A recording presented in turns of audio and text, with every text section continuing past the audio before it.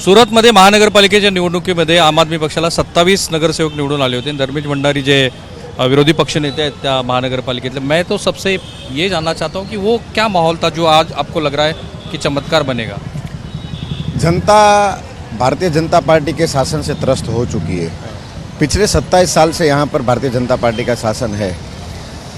लोग कई सालों से शायद ये चाहते थे कि हमें कोई नई सत्ता मिले, नए लोग मिले, नया ऑप्शन मिले, लेकिन उनको मिल नहीं रहा था।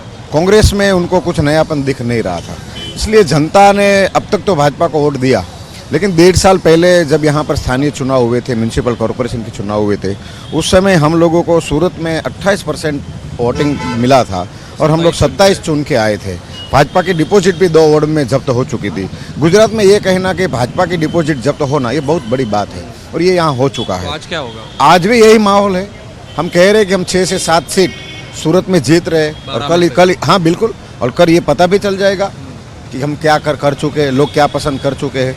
जनता को काम की राजनीति पसंद आ रही है, लोग जनहित की राजनीति को पसंद कर रहे हैं और नफरत की राजनीति उनका विकल्प नहीं था, कोई विकल्प नहीं था, इसलिए वो जीत रहे थे और जनता हार रही थी। इस बार जनता जीतेगी और भारतीय जनता पार्टी का कुशासन हारेगा। अच्छा, यहाँ पे 12 सीटें हैं सूरत में और पूरे ज़िले में मिला के 16 सीटें हैं। तो जहाँ तक हमारा अनुभव है, 4 ऐसी जगह हैं जहाँ पे बहुत कड़ी टक्कर हो रही है। वो 4 जगह आपको क्या लगता है कि विनेबिलिटी, आप तो कहेंगे कि 12 के 12 हम लोग जीत रहे हैं, लेकिन ऐसे क्या मुद्दे हैं कि जो आपको लगता है कि लोगों में अपील कर रहे हैं? देखिए, जब से हम चुन के आए हैं लगभग 1.5-2 साल हुए, उसके बाद हम घर पे नहीं बैठे, लोगों के बीच रहे। हम लोग जीते उसके तीसरे दिन हम लोगों ने अपने जो पर्सनल मोबाइल नंबर थे और कॉन्टैक्ट नंबर सबको डिक्लेयर कर दिए, सबको दे दिए। तो उससे जनता हमारे नज़दीक आई। जनता को लगा कि यह प्रतिनिधि हमारे हैं। ऐसे जनप्रतिनिधि होने चाहिए जो जनता के बीच रहे, जनता की बात सुने, उनके फ़ोन उठाए, उनसे बात करे, उनके जो मुद्दे हैं, उनकी जो समस्या, उनके लिए खड़े। हम लोग खड़े रहे, लोगों के साथ 1.5 साल तक खड़े रहे। आप किसी को भी जाके पूछ लीजिए कि आम आदमी पार्टी के पार्षद जो चुन के आए वो आपके बीच में खड़े रहे। हम तो जनता को भी कह रहे थे, हम तो काम के आधार पर वोट मांग रहे थे, हम खुले मंच पे कह रहे थे कि हम लोग विधानसभा का है। हाँ, भले विधानसभा का चुनाव, हम ये छाती ठोक के कह रहे थे, भरी सभा में कह रहे थे कि 1.5 साल से हम लोग चुन के आए, हम लोग जीत के आए। हम लोगों को पार्षद के रूप में आपको काम अच्छा लगा है तो विधानसभा में वोट दीजिएगा, वरना मत दीजिएगा। भाजपा की ये ताकत नहीं थी। लेकिन अभी लोग, मोदी जी कहते हैं कि चुनना तो मुझे ही है।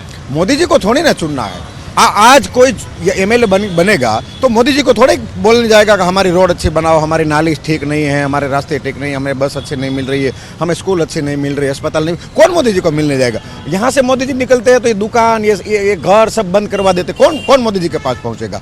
यहाँ का जो एमएलए होता है वो लोगों का जनप्रतिनिधि होता है और लोगों को वो सरलता से मिलना चाहिए, सबसे बड़ी बात है। और जनता ने ये देख लिया कि आम आदमी पार्टी के जो जनप्रतिनिधि है वो बड़ी सरलता के साथ लोगों को मिलते, लोगों के बीच में जाके खड़े रहे। हम सही मायने में आम आदमी है, लोगों के बीच जा रहे, लोगों की समस्या सुन रहे। अब चुनाव भले ही वो स्थानीय चुनाव ना हो, विधानसभा चुनाव हो, लोगों को काम की राजनीति पसंद आ रही है और आम आदमी पार्टी का एपी सेंटर सूरत था और इसी सूरत से भाजपा को उखाड़ने की शुरुआत हो चुकी है। मुझे ऐसा लग रहा है कि एक बहुत सोची समझी हुई पॉलिटिकल आपकी स्ट्रैटेजी है कि मोदी जी के ऊपर कुछ नहीं बोलना है तो लोकल जो स्थानीय नेता है, जो राज्य के पूर्व मुख्यमंत्री और मुख्यमंत्री, उन्हीं के ऊपर बोलना है। हम किसी के ऊपर नहीं बोल रहे, हम तो सिर्फ काम की बातें कर रहे हैं। हमने कहा कि हमने जो काम किए उसके आधार पे वोट दीजिए। अब भाजपा क्या कर रही है, कांग्रेस क्या कर रहे हैं, मोदी क्या कर रहा है, यहाँ के भूपेंद्र पटेल मुख्यमंत्री, हमें क्या उनसे लेना देना? जनता को क्या लेना देना? जनता को ये लेना देना है कि हम जिनको चुनकर पसंद करके भेज रहे हैं सदन में, वो हमारे लिए क्या कर रहा है, बस सबसे बड़ी बात है। हमें मोदी जी क्या कर रहे हो क्या देखना है। वो कर रहे हैं देश के लेवल पे, उनको जो करना है ना करना है, वो उनका चुनाव जब आएगा तब हम बात करेंगे, वो बात अलग हो गई। भूपेंद्र पटेल जी ने क्या किया नहीं किया, पूरे गुजरात की जनता जान। पिछले 7 साल में 3 मुख्यमंत्री यहाँ पर बदले गए। इसका मतलब ये हुआ कि भाजपा जो है वो शासन देने में, अच्छा शासन देने में निष्फल रही है और ये जनता भली भांति जान रही। गुजरात की जनता राजनीति को बहुत अच्छी तरह से समझ रही है। कई सारे लोग हमें ये भी कहते हैं कि तीसरा मोर्चा ये नहीं चलता, ये गलत मैसेज है। तीसरा मोर्चा यहाँ कभी आया ही नहीं था। कोई आया तो किसी न किसी मोर्चे से होके आया। कांग्रेस को रिप्लेस करके जाएंगे? बिल्कुल, हम तो कह रहे हैं। कांग्रेस है ही नहीं, कौन सी कांग्रेस? आपने देखा कभी पूरे गुजरात में ये चुनाव, इतना बड़ा चुनाव गया, कभी देखा कांग्रेस को कैंपेन करते हुए? ना कहीं जा रहे, ना सभा कर रहे, ना लोगों को मिल रहे, कुछ भी नहीं है। किसी को मालूम ही नहीं है कि कांग्रेस सरेंडर कर चुकी है, कांग्रेस खत्म हो चुकी है। तो फिर आपके पास भी आइडियोलॉजी नहीं है, आप बिल्किस बानो पे बात नहीं करते, हमारी आइडियोलॉजी स्पष्ट है।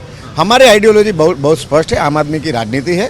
हम स्कूल के लिए, हम अस्पताल के लिए, जनहित के लिए, किसान के लिए, बेरोजगारों के लिए, महिलाओं के लिए, विद्यार्थियों की के बात लिए नहीं होगी। नहीं, धर्म की राजनीति क्यों? धर्म सबका अपना अपना आस्था का विषय है। मैं भी भगवान में मानता हूँ, मेरा अपना विषय, इनका है तो ये मानते, आप है तो आप मानते, वो आपका विषय। उनको राजनीति के साथ क्या लेन देन है?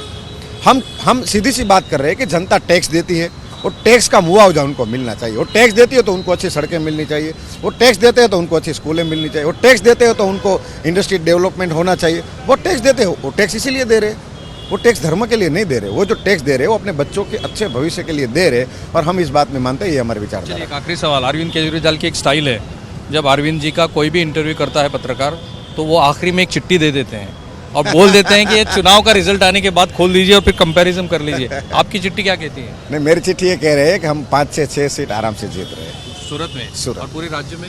पूरे राज्य का मैं देख नहीं रहा था, मैं कुछ नाही कह सकता। Thank you sir. आपको हम बधाई देते हैं की देखते हैं की क्या होत आहे. पण हे फार महत्त्वाचं आहे की आम आदमी पक्षाचा राष्ट्रीय पक्ष म्हणून इथे उदय होतो का, नंबर 2ला कुठला पक्ष असेल, भारतीय जनता पार्टी 3 आकडे गाठेल का, गाठले तर ते आधीचे जे विक्रम आहेत 149 माधवसिंह सोळंकी यांच्या काळामध्ये जे काँग्रेसने जिंकलेले होते त्याचं काय होईल, या सगळ्या प्रश्नांची उत्तर आपण थोड्याच वेळात घेणार आहोत. कॅमेरामन काकासाहेब कांबळेसह मी राहुल कुलकर्णी, एबीपी माझा, सुरत. एबीपी माझा, उघडा डोळे बघा नीट.